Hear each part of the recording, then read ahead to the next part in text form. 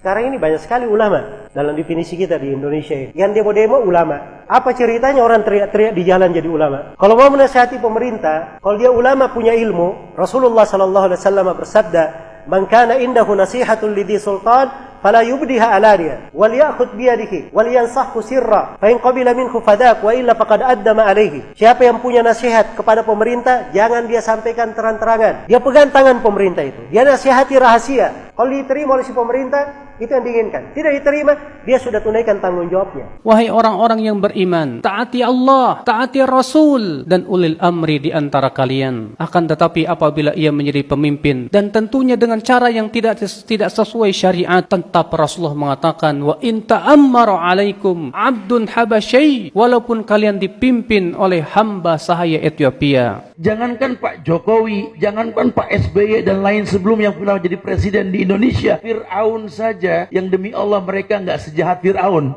Fir'aun saja diperintahkan Nabi Musa dengan Harun, idhaba ila Fir'aun innahu togo, faqula lahu qawlan layyina. Yang gak boleh anak laki lahir main potong aja. Fir'aun lebih dari Rohingya loh. Suruh datang ke Fir'aun, katakan perkataan yang lembut. Idza ra'aita rajulan yasubbul hakim fa'lam annahu sahibu hawa. Kalau engkau melihat ada orang yang mencela pemimpinnya, menjelek-jelekan pemimpinnya, ketahuilah kalau dia itu pengikut hawa nafsunya. Dan tanyakan kepada dia, apa setiap kali engkau mencela pemimpinmu kau dapat pahala? Dapat pahala enggak kalau kita menjelekkan pemimpin kita? Kalau dapat pahala kita cela, enggak dapat pahala.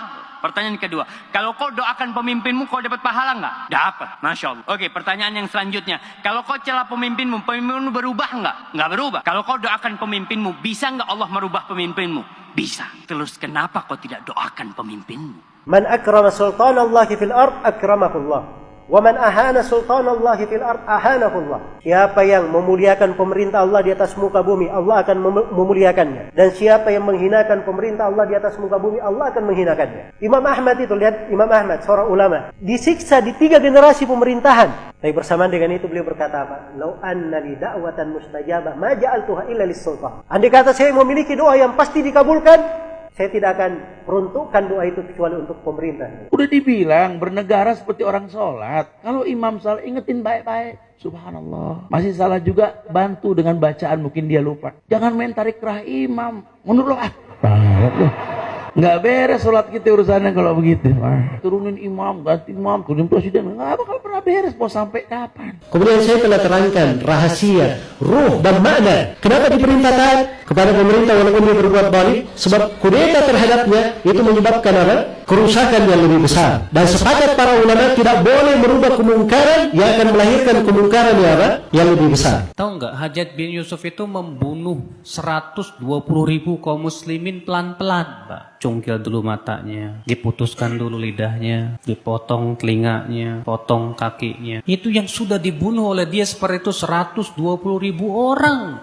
Di antaranya sebagian sahabat dan sebagian ulama tabi'in. Mendengar orang berdoa, ya Allah, binasakanlah Hajjaj bin Yusuf. Kata Al-Hasan Al-Basri, kamu jangan doa seperti itu. Aku khawatir, kata beliau, kalau Allah kabulkan doamu dan Hajjaj pun binasa, ternyata penggantinya dia kera dan babi. Katakanlah, kamu mengatakan bahwa Hajjaj bin Yusuf itu kejam. Memang dia kejam, betul. Dan kamu berdoa kepada Allah supaya Allah binasakan dia. Kamu yakin penggantinya lebih baik? Mungkin sezalim-zalim pemerintah yang ada di belakang ini tengah umat. Tidak ada yang sezalim Fir'aun. Saya mau tanya, dalam Al-Quran pernah dikisahkan Nabi Musa dan Bani Israel demo Fir'aun? Fir'aun dan bala tentaranya dibinasakan. Sebab kebinasaannya satu amalan Bani Israel yang mereka lakukan. Allah berfirman dalam Al-Quran di surah Al-A'raf, kami wariskan bumi dari timur hingga baratnya, bumi yang diberkahi, kepada kaum yang tadinya tertindas di atas muka bumi, dan telah sempurna kalimat Allah yang maha indah untuk Bani Israel disebabkan karena kesabaran mereka. Mereka hanya punya sabar. Perintah untuk taat kepada pemerintah muslim walaupun dia zalim,